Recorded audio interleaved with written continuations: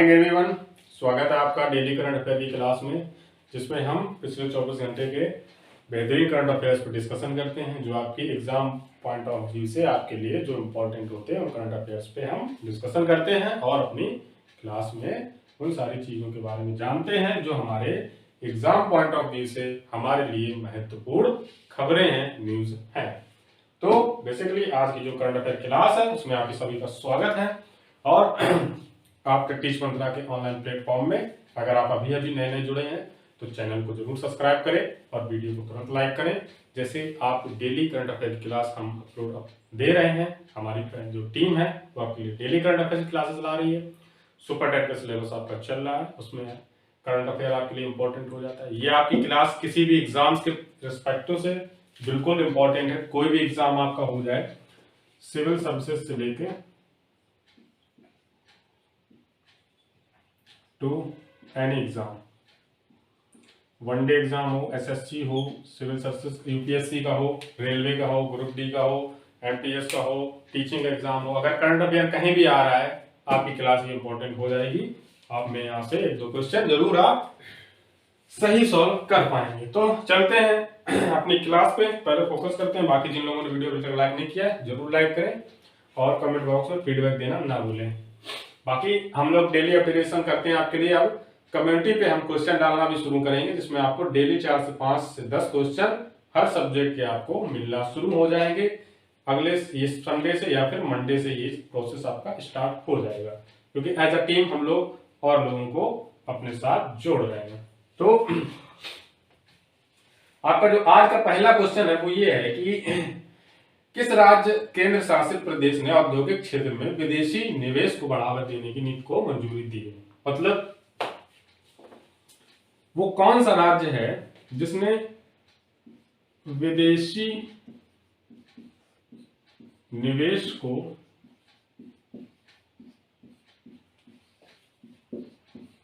बढ़ाने की मंजूरी दी है। तो इसमें कौन राज्य है वो?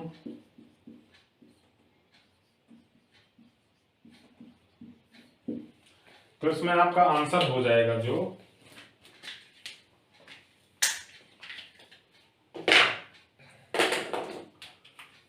वो हो जाएगा आपका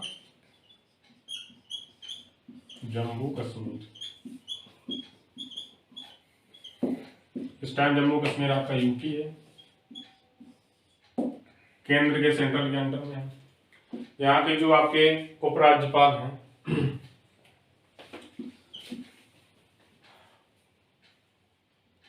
उपराज्यपाल कौन है?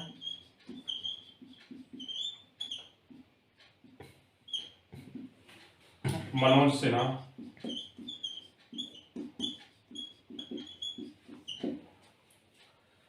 विदेशी निवेश को बढ़ाने की मंजूरी जो दी गई है इस राज्य किस राज्य ने दी है? तो आपका जम्मू कश्मीर वो राज्य है जिसने विदेशी निवेश को एफडीआई, फॉरेन डायरेक्ट इन्वेस्टमेंट, उसको इंग्लिश में डायरेक्ट हम शॉर्ट फॉर्म में बोल देते हैं एफडीआई, फॉरेन डायरेक्ट इन्वेस्टमेंट। जो भारत का फॉरेन डायरेक्ट इन्वेस्टमेंट था, अभी पिछले दिनों हमने करंट अफेयर में बात की थी, वो 600 मिलियन से घट के समथिंग 500 के नीचे आ गया था एकदम से एक साथ। उसका कुछ रीजंस थे जिसमें हम बात कर चुके थे। इसमें फिर आती है कि अध्यक्षता में इनकी मनोज सिन्हा जो राज्यपाल हैं, इनकी अध्यक्षता में उप परिषद जो आपकी प्रशासनिक परिषद ने जम्मू कश्मीर औद्योगिक क्षेत्र में निवेश की बढ़ावा देने की नीति को मंजूरी दिया है।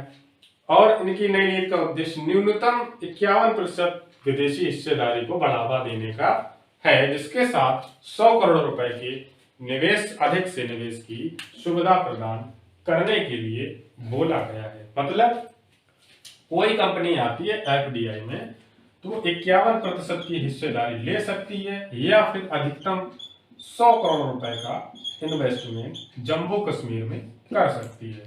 तो आपका ये क्वेश्चन इस हिसाब से पूरा क्लियर हो जाएगा। तुरंत नोट करें, स्क्रीनशॉट लें, 2 सेकंड का आपको टाइम मिलेगा।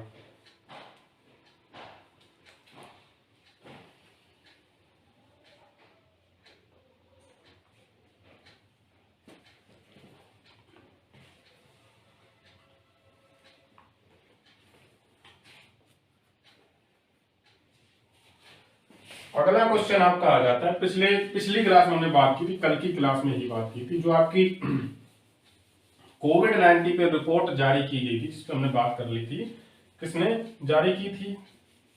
हार्वर्ड यूनिवर्सिटी के सहयोग से, जो आपका भारत के मिनिस्ट्री है, हेल्थ मिनिस्ट्री है, उसने वो रिपोर्ट जारी की थी हार्वर्ड यूनिवर्सिटी से मिलकर कि हमारा कितना वैक्सीनेशन हुआ, क्या प्रोसेस है। तो उसी के बारे में एक चीज और यहाँ पे बताई गई है। तो अगला क्वेश्चन आपका ये आ जाता है, किस संस्थान ने भारत के कोविड-19 वैक्सीन की जो रिपोर्ट है विकास और प्रशासन यात्रा की दस्तावेजीकरण करते हुए रिपोर्ट जारी की है। मतलब क्या हो गया आपका, कोविड-19 की जो आपका है उसमें विकास और प्रशासन, विकास व प्रशासन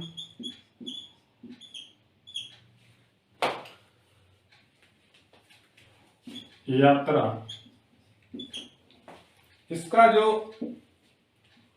इसकी जो रिपोर्ट है वो किसने जारी की है? ये रिपोर्ट है किसने जारी की है? ये जो आपकी विकास और प्रशासन यात्रा है कोविड-19 की, ये रिपोर्ट किसने जारी की है? आपका क्वेश्चन यहाँ ये बनता है। तो प्रतिस्पर्धा के लिए संस्थान, सॉरी,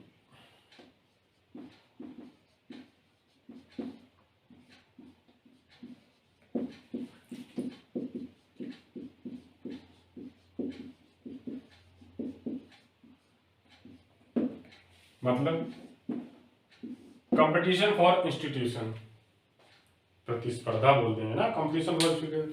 अब इसमें कौन से आपके किस मंत्री ने?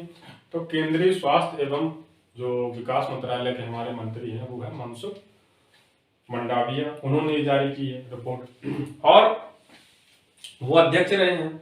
2 रिपोर्ट जारी की हैं, ये दूसरी रिपोर्ट है, इसके पहले भी जारी हुई है जिसपे हम बात कर चुके हैं पिछले करंट अफेयर की क्लास में। कोविड-19 वैक्सीन के जो है उसके दौरान जो रिपोर्ट्स जारी हुई वो आपको पता होनी चाहिए कौन सी रिपोर्ट्स कौन सा संस्थान जारी कर रहा है। तो पहली वाली में हार्वर्ड यूनिवर्सिटी के बारे में बात की थी, उन्होंने जारी की थी। सेकेंड वाली आपकी आ गई कोविड-19 की, ये जो विकास व प्रशासन यात्रा की रिपोर्ट है वो प्रतिस्पर्धा के लिए संस्थान है। कौन से मंत्री हैं जिनकी अध्यक्षता में जारी की गई है? तो आपके मनसुख मंडाविया, ये हो जाएगा। ठीक, देन आपका आ जाएगा इसी में कि पीएम केयर्स जो फंड है उससे कुछ पैसों का इन्वेस्टमेंट इसमें किया जा रहा है।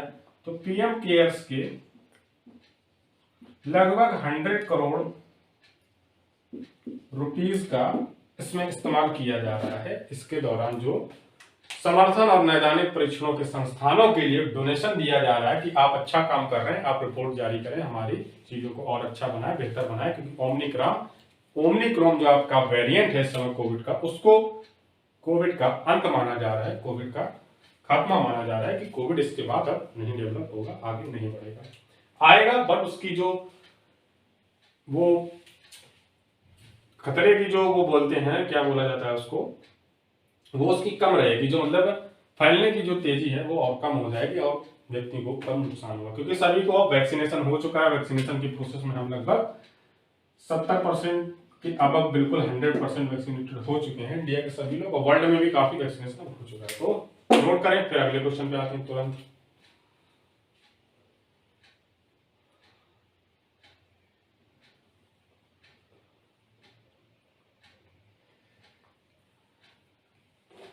अगला क्वेश्चन आपका बहुत ही मोस्ट इंपॉर्टेंट है।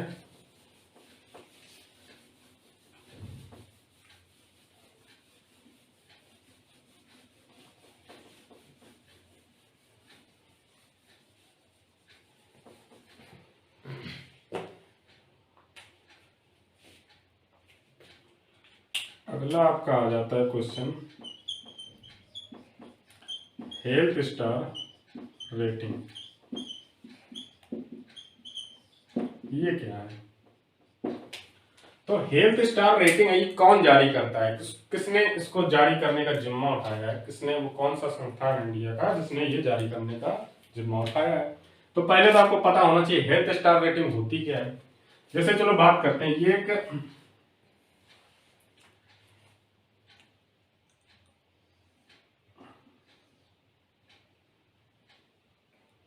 इसमें लिख देते हैं, छोटा बनाते हैं बढ़िया एकदम, लेज।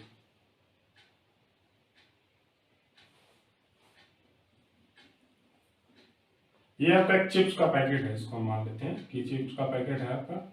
आप लोग खाते होंगे, बहुत सभी बच्चे खाते हैं। ऐसा होता नहीं, मतलब डेमोस्ट्रेशन हो रहा है आपका कि ये लेस का पैकेट। इसमें दो आपने स्टार देखे होंगे, एक तो यहाँ पे दो बने होते हैं, या तो आपका ग्रीन बना होगा या रेड बना होगा। इसको मान लेते हैं ग्रीन, इसको मान लेते हैं रेड। अब इसमें होगा क्या कि हेल्थ स्टार रेटिंग के अंतर्गत यहाँ पे स्टार बन के आएंगे, 5 स्टार तक रेटिंग देंगे हम। उसमें क्या बोला जाएगा, हेल्थ स्टार रेटिंग, HSR उसको बोलेंगे। इसमें ग्रीन का मतलब हो जाता है कि ये आपका वेज है मतलब, और ये रेड का मतलब हो जाता है नॉन वेज। इसमें ये हो जाता है कि जो मांसाहारी के लिए है या फिर शाकाहारी के लिए, ग्रीन का मतलब शाकाहारी वालों के लिए होगा, और रेड अगर उसमें लगा मतलब उसमें कुछ मांसाहारी चीजें मिलाई गई हैं, आप नहीं खा सकते।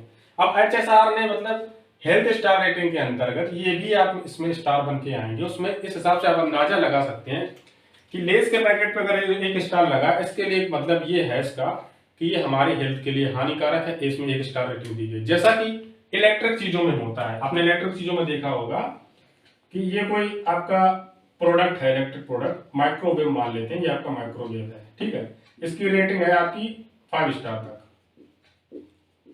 5 स्टार का इसमें क्या मतलब है, ये बहुत ही कम एनर्जी कंज्यूम करेगा, बहुत ही कम मतलब अच्छी एफिशिएंसी पे काम करेगा, और उसकी जो एनर्जी लेने की क्षमता है वो कम है, इसमें बिजली कम खर्च होगी।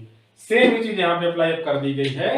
तो हेल्थ स्टार रेटिंग के अंतर्गत अब जितने भी फूड प्रोडक्ट हैं आपके जो बेचे जाते हैं, बिस्किट से लेकर चिप्स तक, दालमोट से लेकर आपका ब्रेड तक, हर चीज पे आप स्टार रेटिंग आपकी आने लगेगी, स्टार रेटिंग आपकी आएगी।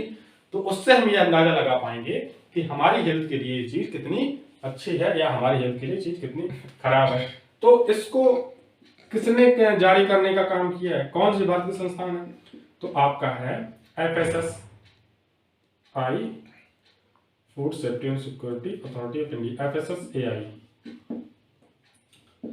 जो आपका FSSAI है, आपका फूड सिक्योरिटी एंड जो बोला जाता है आपका भारतीय खाद्य सुरक्षा और मानक प्राधिकरण, food safety and security authority of India, इसको बोला जाता है भारतीय खाद्य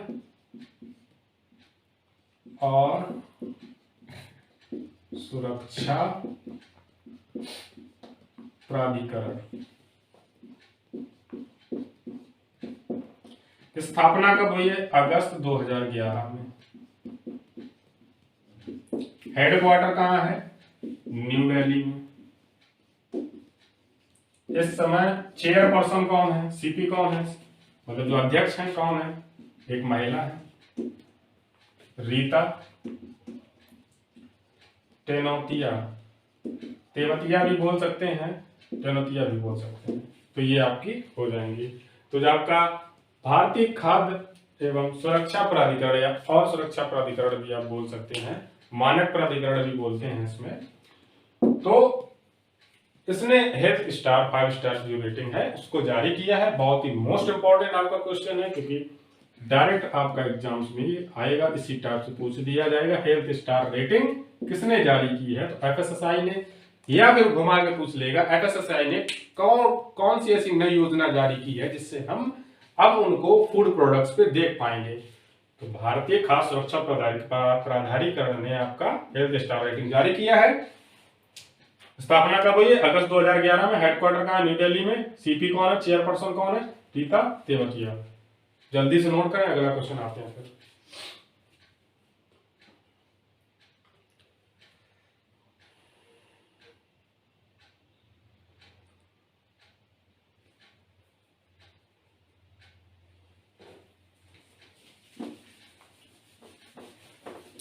नोट्स बनाते चलें जो लोग बना रहे हैं, बाकी हम PDF पे आपको मिलना प्रोवाइड हो जाएगी 1 मार्च से। सारी चीजें बिल्कुल सिस्टमेटिक वे में चलने लगेंगी। बस आप लोग ऐसे ही जो सहयोग साथ दे रहे हैं वो हमारे साथ बनाए रखें बस। तो अगला आपका क्वेश्चन आ जाता है, वो है आपका आईसीबीपी। आईसीबीपी क्या है ये? तो आईसीबीपी मुख्यतः आपका ये हो जाएगा इंट्राकॉर्टिनल विजुअल प्रोटेक्शन, नहीं प्रोस्थेटिक जो आपका बोला जाता है। हाल की खबरों में ये चीज देखी गई है आपका जो कि इंट्राकॉर्टिनल विजुअल प्रोथेसिस जो है इसको इंट्राकॉर्टिनल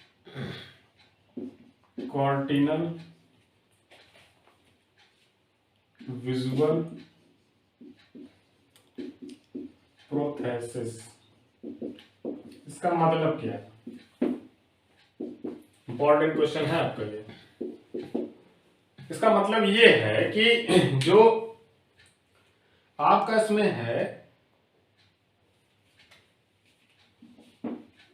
आंखों का जो ऑपरेशन होता है, कॉर्टिनल इसमें दिया गया, ये आंख से रिलेटेड आपका वर्ड है, आई से। इस चीज को आप देखना होगा, अगर ये फुल फॉर्म में दिया गया है, अब पहले तो आपको आईसीबीपी का फुल फॉर्म पता हो, किससे रिलेटेड है? आंखों के इलाज से रिलेटेड है, क्योंकि यहाँ पे आपका विजुअल भी लिख रखा है, विजुअल भी लिख रखा है, तो आपका आंखों के इलाज से रिलेटेड हो जाएगा। अब इसके अंदर हो क्या रहा है, इसमें एक नई चीज का अध्ययन किया गया, आईसीबीपी ने अध्ययन किया है आपका। उसमें अध्ययन में प्रतिभागियों के साथ सफलतापूर्वक शल्य चिकित्सा द्वारा प्रत्यारोपित मतलब इम्प्लांट किया गया है कि इस प्रणाली में उन लोगों को आंशिक रूप से दृष्टि बहाल करने का क्षमता है जिन्होंने अपनी दृष्टि खो दी है, जिनकी आंखों की रोशनी जा चुकी है। इस टेक्नोलॉजी के द्वारा उनकी रोशनी को वापस लाया जा सकता है। आईसीबीपी एक इम्प्लांट जो रेटिना और ऑप्टिक नसों को बाईपास करने के लिए मस्तिष्क के दृश्य प्रस्थानता विजुअल कॉर्टेक्स को, जो आपका हेड होता है, आपके हेड से विजुअल कॉर्टेक्स जो होते हैं आपके, वहां पे इस चीज को इम्प्लांट करके बाईपास करके नसों को जोड़ने का काम करेगा आईसीबीपी के द्वारा। जिन लोगों की आइज की रोशनी चली गई है, आंखों की रोशनी चली गई, उसको वापस लाया जा सकता है। सिंपल क्वेश्चन है, डायरेक्ट आईसीबीपी आपको पता होना चाहिए, क्योंकि पूछ दिया ये चीज किससे संबंधित, अगर डायरेक्ट ऐसे पूछ दिया आंखों की रोशनी को वापस जो लाने की नई टेक्नोलॉजी, मतलब जो नई खोज की गई वो क्या है, तो उसमें ऑप्शन दे दिया आईसीबीपी हो गया आपका, या डायरेक्ट पूछ दिया यहाँ पे इंट्रो लिख गया, इंट्राकॉर्टिनल विजुअल प्रोथेसिस, तो आप बता देंगे। नोट करें, फिर आते हैं अगले क्वेश्चन पे।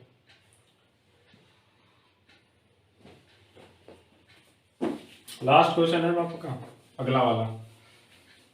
5 क्वेश्चन हो गए आपके, बाकी संडे की क्लास जब हम करेंगे, इस सैटरडे और संडे की क्लास में इस वीक के जो क्वेश्चन छूट जाते हैं, जो क्वेश्चन हम या मैं देख नहीं पाता हूं, जिन पे नजर नहीं हो पाती, क्योंकि क्लास आजकल जल्दी में बनाना पड़ रहा है टाइम कमी के कारण, तो आपका आ जाता है किस मंत्रालय ने national strategy for addictive manufacturing launch की है? इसका मतलब क्या है? NS, national strategy for addictive manufacture, nation, NSAM मतलब national strategy for addictive manufacturing, इसको किस मंत्रालय ने लॉन्च किया है? इस योजना को किस मंत्रालय ने लॉन्च किया है? तो आपका आ जाएगा इलेक्ट्रॉनिक्स एंड इंफॉर्मेशन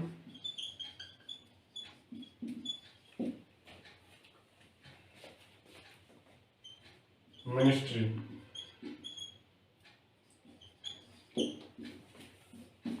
जो आपका इलेक्ट्रिक एंड इंफॉर्मेशन टेक्नोलॉजी मतलब प्रौद्योगिकी, हाँ इंफॉर्मेशन टेक्नोलॉजी मिनिस्ट्री और लिख दी यहाँ पे टेक्नोलॉजी, TECS से मतलब टेक्नोलॉजी है यहाँ पे है। तो इलेक्ट्रॉनिक एंड इंफॉर्मेशन की जो टेक्नोलॉजी मिनिस्ट्री है उसने इस योजना को जारी किया है, लागू किया है। इसके अंदर क्या है? इलेक्ट्रॉनिक्स और सूचना मंत्रालय ने मीटी, MEITY जो इसको बोला जाता है, मीटी ऐसा ही लिखा जाएगा इसको।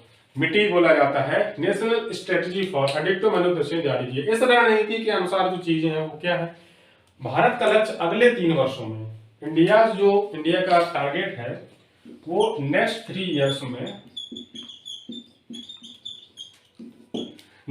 इयर्स में करना क्या है, योजना जो एडिक्टिव मैन्युफैक्चरिंग में जिनकी हिस्सेदारी है उसको 5% से प्रतिशत तक करना है, उनकी जो हिस्सेदारी है उसको 5% तक इंक्रीज करना है। मतलब यहाँ पे इलेक्ट्रिक व्हीकल्स को बढ़ावा दिया जाएगा, इलेक्ट्रिक चीजों पे काम किया जाएगा, जिससे कि जो तेल की खपत हो रही है उसको कम किया जा सके। हर एक जो कंपनी है कार बनाने से लेके मोटर वाहन तक बनाने वाली, सबको इस पॉलिसी के अंदर लाया जाएगा, सबसे बोला जाएगा।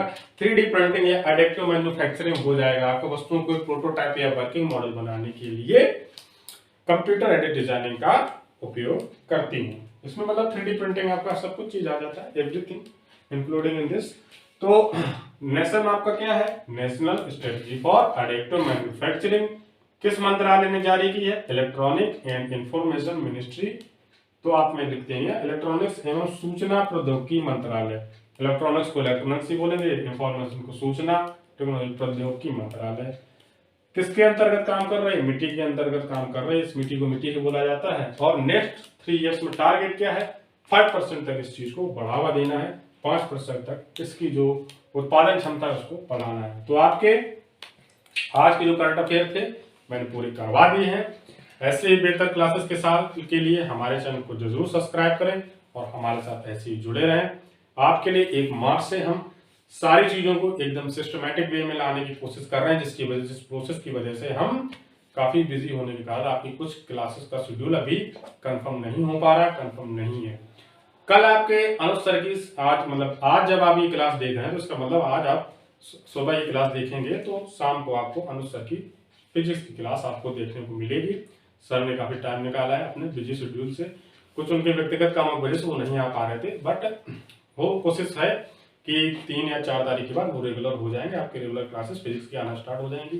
बाकी जो 9th और 10th का बैच है उसको हम 1 या 2 तारीख से जरूर स्टार्ट करने वाले हैं। नेक्स्ट वीक से जब आपका आएगा मंडे से उसको हम स्टार्ट कर देंगे। बाकी स्टूडियो शेड्यूल की वजह से काफी चीजें रुकी हुई थी, वो अब पूरी हो रही है, धीरे धीरे हम आगे बढ़ रहे हैं। और आपका दिन अच्छा हो, मैं यही कामना करता हूँ। तब तक के लिए साइनिंग ऑफ, मिलते हैं नई क्लास में।